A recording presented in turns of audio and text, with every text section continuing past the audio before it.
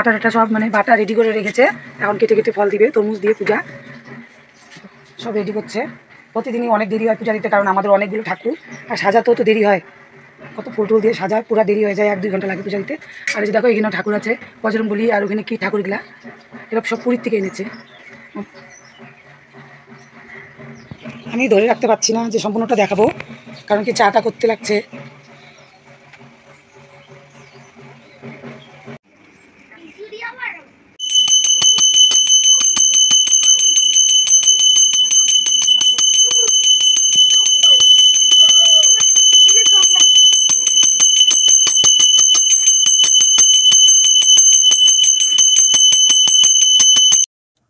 দেখো আজকে আমরা কোথায় যাচ্ছি, একটা কাজে যাচ্ছি, কিন্তু কাজটা হলো না।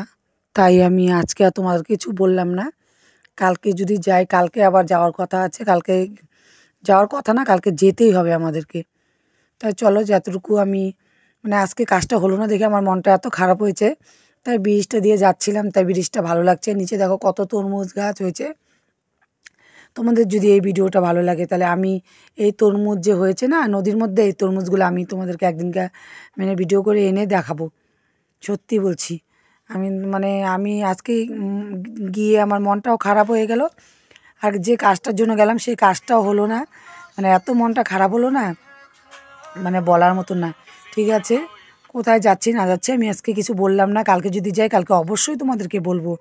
ঠিক আছে চলো, আর কি করা যাবে। যদি আমার ভিডিওগুলো ভালো লাগে, তাহলে লাইক করে দিও, ভিডিওটা সাবস্ক্রাইব করে দিও। Tata, bye bye, good night.